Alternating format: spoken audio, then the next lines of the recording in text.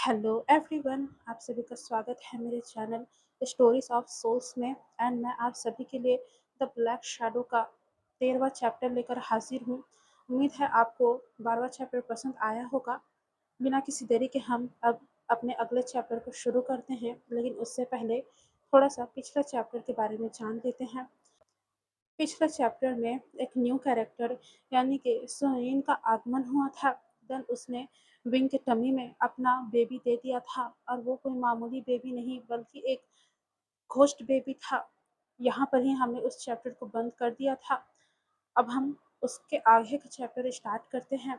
अगर आपको ये स्टोरी पसंद आ रही है तो ज़रूर चैनल को लाइक और सब्सक्राइब कीजिएगा, और कमेंट करके मुझे ज़रूर बताइएगा कि आखिरकार आप सभी को ये स्टोरी कैसी लग रही है। अब इस स्टोरी में ज़्यादा चैप्टर्स नहीं बचे हैं, तो बहुत ही जल्दी ये स्टोरी ख़त्म हो जाएगी। तो चलिए अब हम बिना किसी देर के अपने अगले चैप्टर को स्टार्ट करते हैं। हवेली अब पहले से और भी ज़्यादा शांत लग रही थी, लेकिन ये शांति कोई अच्छी शांति नहीं थी, बल्कि ये डरावनी शांति थी। ऐसा ऐसा लग रहा था जैसे तूफान आने से पहले की खामोशी हो। वेंग बिस्तर पर लेटा हुआ था, उसके हाथ उसके पेट पर रखे हुए थे। वो महसूस कर पा रहा था कि उसके पेट में हल्की-हल्की हलचल मच रही है। अब और उसे साफ महसूस हो रहा था कि उसके पेट के अंदर कोई चीज़ है जो मूवमेंट कर रही है। जैसे कोई छोटा-सा दिल धड़क रहा हो, ये भी उसे महसूस हो रहा था। लेकिन उस धड़कन में कुछ गलत था। ठंडी और अनजानी सी धड़कन थी वो, जिसे विंग एक्सेप्ट नहीं कर पा रहा था। वहीं लैन वांगजी विंग के ही बगल में बैठा हुआ था। वांगची के हाथ में गर्म पानी का गिलास था, और वो बहुत ही ज्यादा चिंता भरी नजरों से विंग को देख रहा था। कितना दर्द हो रहा है विंग? लैन वांगजी ने विंग से पूछा। वांगची की आवाज में चिंता साफ झलक रही थी। तभी विंग ने जवाब दिया, दर्द नहीं है वांगजी, बस अजीब सा लग रहा है। ऐसा ऐसा लग रहा है जैसे जैसे कोई अंदर से अंदर से बात कर रहा हो।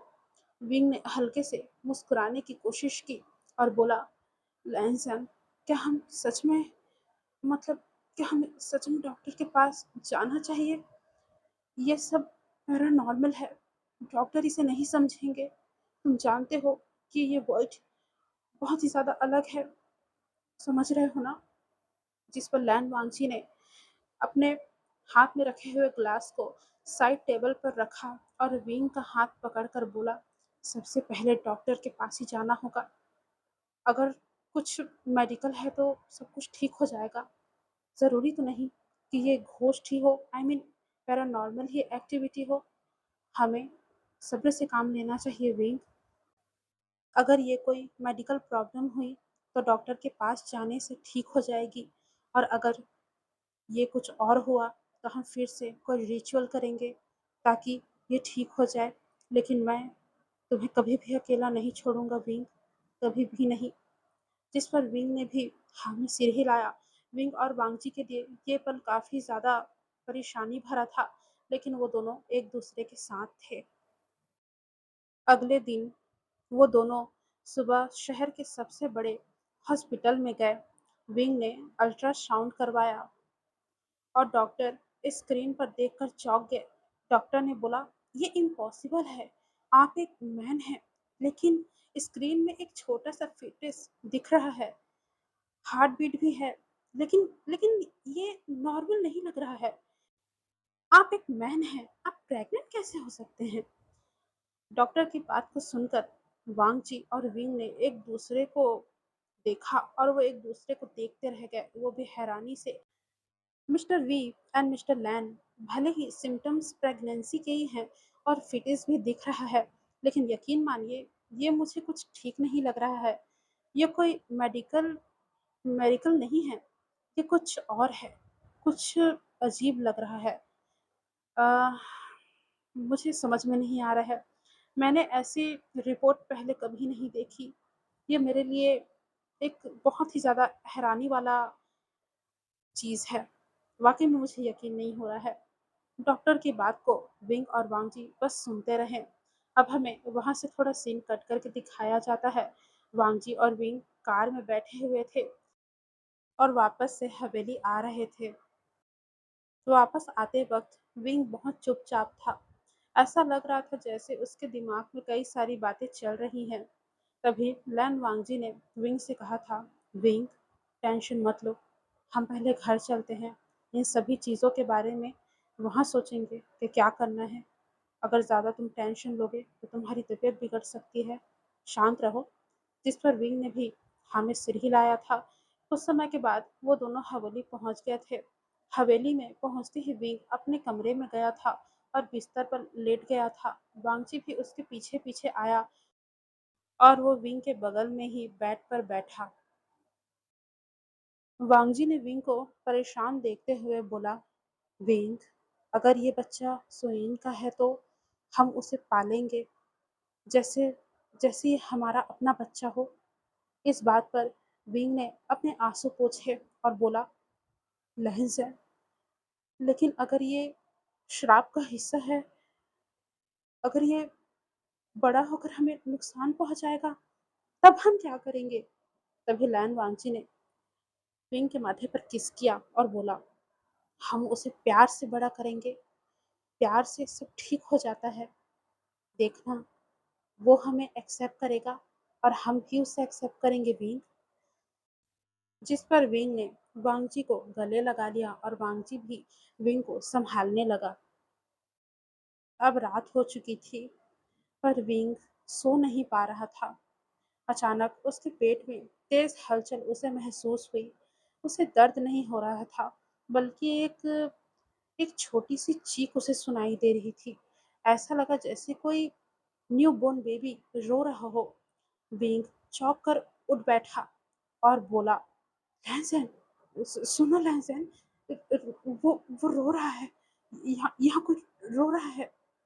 वांगजी की बात को सुन के लैंड वांगजी तुरंत जगा और दोनों ने कान लगाकर सुनने की कोशिश की। कमरे में पूरा का पूरा सन्नाटा था, लेकिन विंग के पेट से हल्की दर्द भरी रोने की आवाज आ रही थी। वांगजी और विंग सुनने की कोशिश ही कर रहे थे कि अचानक से कमरे की लाइट्स फ्लिकर करने लगी और उन्हें एक छोटा सा साया बिस्तर के पास उभरता हुआ नजर आया। वो साया एक बच्चे का था, बहुत छोटा, पारदर्शी, यानी कि जिसके आर पार देखा जा सकता था। लेकिन उसकी आंखें जिसे वांगजी और विंग अच्छे से देख पा रहे थे, वो बिल्कुल सुयीन जैसी थी, बिल्कुल दुखी लेकिन प्यार से भरी हुई। बच्चा विंग की तरफ देखकर मुस्कुराया। फिर उसकी आवाज आई, नन्ही सी मासूम आवाज। वो विंग से बोल रहा था, मम्मा, आप मेरा कोई नाम रख दो, मम्मा। जैसे ही विंग ने उस बच्चे की दर्द भरी आवाज को सुना, विंग की आंखों में आंसू आ गए। विंग ने कहा, तुम तुम जिंदा हो, तुम जिंदा हो। विंग की बात को सुनकर वो बच्चे का साया विंग के और भी करीब आया और उस बच्चे ने कहा, सुईन ने मुझे तुम्हारे अंदर भेजा है मम्मा। वो चाहती थी कि मैं सुरक्षित रहूं। आप मुझे सुरक्षित रखेंगी ना मम्मा? लेकिन मुझे आपका प्यार भी चाहिए। अगर आप मुझे एक्सेप्ट नहीं करोगे तो मैं कैसे रहूंगा मम्मा? कैसे आपके साथ में रहूंगा? अगर आपने मुझे एक्सेप्ट नहीं किया तो मैं चला जाऊंगा, हमेशा हमेशा के लिए। आप मुझे एक्सेप्ट नहीं कर रही हैं। क्या मैं अच्छा बच्चा नहीं हूँ मम्मा? आप रो क्यों रही हैं? आप रोती हैं तो मुझे अच्छा नहीं लगता मम्मा। मत रोइए। अगर आपको मैं पसंद नहीं तो मैं चला जाऊंगा। उस बच्चे की बात को सुनकर विंग तो चुप था। जब वांगजी ने देखा कि विंग चुप है, तो वांगजी ने विंग के हाथ को अपने हाथ में रखकर दबाया और वांगजी ने कहा, हम तुम्हें एक्सेप्ट करते हैं, तुम हमारे बच्चे हो, क्या तुम भी हमें एक्सेप्ट करोगे? जिस पर बच्चे ने अपना छोटा सा हाथ उनकी तरफ बढ़ाया और उसने विंग को छुआ। विंग ने महसूस किया कि उस बच्चे का हाथ ठंडा है, लेकिन अभी भी उसमें गर्माहट भरी हुई थी। बच्चा हंस पड़ा। वो मासूम था, उसकी हंसी में मासूमियत थी। तभी बच्चे ने कहा, मेरा नाम क्या रखोगे मम्मा? उस बच्चे की बात को सुनकर विंग ने पहले लैन वांगजी की तरफ देखा, फिर बच्चे की तरफ देखकर कहा, हम तुम्हारा नाम रखेंगे लैन यिंग या वेईजान। विंग की बात को सुनकर वांगजी मुस्कुराया और कहा, लैनिंग, हमारा लैनिंग। जिस पर बच्चे का साया चमक उठा और उन दोनों से कहा, मम्मा, पापा, आप दोनों का धन्यवाद। अब मैं शांत हूँ। मुझे बहुत अच्छा महसूस हो रहा है। मम्मा। इतना कहकर वो बच्चा धीरे धीरे धुएं के आकार में हो गया और विंग के पेट के अंदर वापस समा गया। कमरा एकदम शांत हो गया, लेकिन अब हलचल नहीं हो रही थी। मतलब जो विंग के पेट में अजीब सी हलचल मच रही थी, वो अब थम चुकी थी। उसकी जगह एक शांत और एक सुकून भरी धड़कन विंग और वांगजी को सुनाई दे रही थी, जिससे विंग और वांगजी भी अच्छा महसूस कर रहे थे। अब सुबह हुई। विंग उठा। विंग ने उठते से ही महसूस किया कि अब उसके पेट के अंदर कोई डर नहीं, बल्कि एक खुशी पनप रही है। तभी विंग ने कहा, लैंस हैं, मुझे लगता है ये वाकई में हमारा ही बच्चा है। सुईन ने हमें इसे दे दिया एक नई शुरुआत के लिए। मैं बहुत खुश हूँ। जिस पर वांगजी ने विंग को गले लगाया और बोला, हाँ विंग, हम हम तीन हैं। मैंने सोचा नहीं था कि हमारे ज़िंदगी में बच्चे आएंगे, लेकिन मतलब मैं क्या बोलूँ, मैं बहुत खुश हूँ विंग। मैंने सोचा था कि हम अडॉप्ट कर लेंगे, लेकिन बच्चे को तुम जन्म दोगे, ये मैंने कभी नहीं सोचा था। पर अब ये दिन और ये समय हम देख रहे हैं, मेरी खुशी का कोई ठिकाना नहीं है। ऐसा कहकर वांगजी विंग के माथे पर किस करता है और विंग भी बहुत खुशी के साथ वांगजी को गले से लगा लेता है। ऐसा लग रहा था जैसे ढेर सारी परेशानियों के बाद उन दोनों की जिंदगी में खूबसूरत पल आया था। लेकिन उसी पल हवेली के गार्डन में एक पुरानी किताब खुली पड़ी थी, जो पहले कभी नहीं देखी गई थी। पन्ने पर लिखा था, श्राप खत्म नहीं होता, वो बस रूप बदलता है। अब बच्चा आएगा और फैमिली का राज फिर से खुलेगा।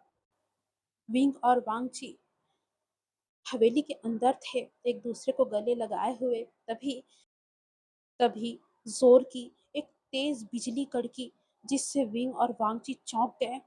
जब उन्होंने देखा तो उस बिजली से पूरा का पूरा जो गार्डन एरिया था वो जगमगा गया था।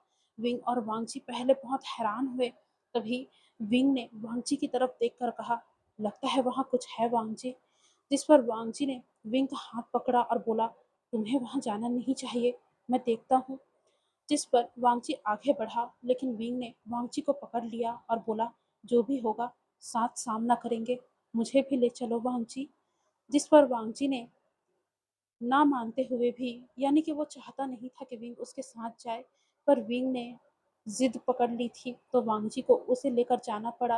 लेकिन वांगजी ने विंग को अपने पीछे रखा था और विंग ने बहुत ही ज़्यादा सुरक्षा से अपने पेट पर अपना हाथ रखा हुआ था, ताकि उसके पेट पर अचानक से कोई हमला ना हो जाए।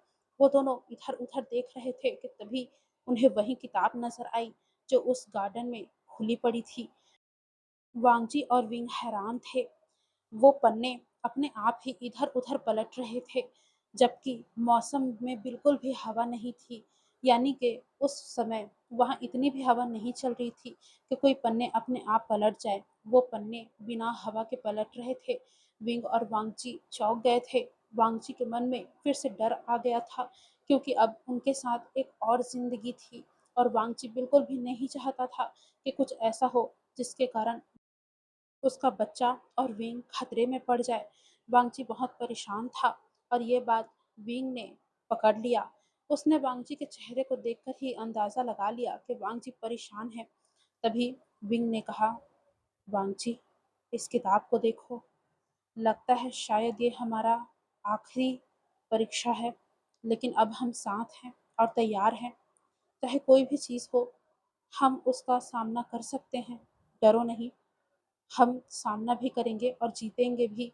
जिस पर वांगची ने अपने हाँ में सिर हिलाया, लेकिन वो डरा हुआ था। उन दोनों ने आपस में अपने हाथ को जकड़ लिया। बाहर सूरज चमक रहा था और हवेली अब डरावनी बिल्कुल भी नहीं लग रही थी, बल्कि वो हवेली अब एक घर जैसी लग रही थी। और विंग और वांगची अब अकेले नहीं थे, बल्कि विंग के अंदर अब एक छोटा-सा, नन्हा-सा दिल धड़क रहा था, जो नई ज़िंदगी ला रहा था विंग और वांगची के ज़िंदगी में। क्या वाक़ई में वो एक नई ज़िंदगी ला रहा था, या एक नया राज़ लेके आ रहा था? क्या वाक़ई में ये बच्चा अच्छा था, या फिर ये बड़ा शैतान था? ये तो हमें आगे के चैप्टर्स में पता चलेंगे। तो दोस्तों, आज के लिए इतना ही। इस चैप्टर को मैं यहीं ख़त्म करती हूँ। एंड आप सभी को ये चैप्टर कैसा लगा मुझे ज़रूर बताइएगा। मिलेंगे हम इसके अगले चैप्टर में। सभी मेरे साथ बने रहें और मुझे ज़रूर कमेंट करके बताइएगा कि आप सभी को ये स्टोरी कैसी लग रही है। और हाँ दोस्तों, आप सभी से मेरा एक क्वेश्चन है, क्या आप सभी को स्टोरी पसंद आ रही है? क्योंकि मुझे ज़्यादातर कमेंट्स नहीं मिलते हैं और ना ही ज़्यादा लाइक्स हैं। मैं समझ रही हूँ कि अभी व्यूज़ कम हैं, लेकिन काफ़ी सारे लोग सुन रहे हैं। लगभग 100 तो सुन ही रहे हैं, और लाइक और मतलब लाइक मिल रहे हैं मुझे 10, उससे ज़्यादा नहीं। एंड कमेंट तो ना के ही बराबर हैं 2-3, पर जो मेरे प्यारे व्यूवर्स हैं वो 2-3 कर रहे हैं, बाकी सब क्यों नहीं कर रहे हैं? आप लोगों को स्टोरी कैसी लग रही है मुझे बताइए। अगर आप सब नहीं बताएँगे तो मुझे कैसे पता चलेगा? आप सभी जब कमेंट करते हैं तो मुझे बहुत अच्छा लगता है। ऐसा लगता है कि हाँ, आप लोग सुन रहे हो और आप लोगों को पसंद आ रहा है। जब आप लोग लाइक करते हैं तो मुझे खुशी होती है। ऐसा लगता है कि मैं जल्द से जल्द अगला वीडियो बनाकर आप लोगों के सामने प्रस्तुत कर दूँ। तो आप सभी सपोर्ट कीजिए। एंड देन मैंने कोशिश की है एडिटिंग से कि जो घोस्ट की आवाज़ थी, जो आप लोगों को समझ में नहीं आ रही थी, मुझे इसके लिए काफ़ी कमेंट्स मिले थे, जिसमें कहा गया था कि जो घोस्ट की आवाज़ है, वो ठीक से समझ में नहीं आ रही है। तो गाइस, वो ऐप की दिक्कत थी जिसके कारण आवाज़ समझ में नहीं आ रही थी। तो मैंने काफ़ी सारे ऐप बदले और अब मैंने इस ऐप में ट्राई किया है। इस ऐप का नाम मैं नहीं बताऊँगी, पर अब मैंने इस ऐप में ट्राई किया है। तो आप लोग मुझे बताइएगा कि अब आपको घोस्ट की आवाज़ कैसी लग रही है। हालाँकि मैंने एक बच्चे के बोलने की कोशिश की, पर पता नहीं वो बच्चे जैसा लग रहा था कि नहीं लग रहा था। वो लोग तो आप लोग मुझे बताओगे सुन के। देन कुछ लोगों ने बोला कि म्यूज़िक जो है स्लो करें। तो डियर्स, मेरे मेरे पहले के चैप्टर्स में म्यूज़िक था। अब म्यूज़िक में कुछ दिक्कतें हो रही हैं, जिसके कारण मैंने म्यूज़िक लगाना बंद कर दिया है। तो आप लोगों को बस शुरुआती के ही चैप्टर्स में म्यूज़िक नज़र आएगा, एंड उसके बाद आपको किसी में भी म्यूज़िक नज़र नहीं आएगा, और ना ही मैं म्यूज़िक यूज़ कर रही हूँ। अब अब मैं क्या बोलूँ मुझे समझ में नहीं आता। आप सभी कमेंट करके मुझे ज़रूर बताना, जो नए आ रहे हैं वो लोग सब्सक्राइब करना और लाइक ज़रूर कीजिएगा गाइस। आप लोगों का एक लाइक मेरे लिए मोटिवेशन का काम करता है। तो हम मिलते हैं इसके अगले चैप्टर में। एंड आप लोग सेफ रहिएगा एंड मज़े लेकर स्टोरी सुनिएगा। Bye guys.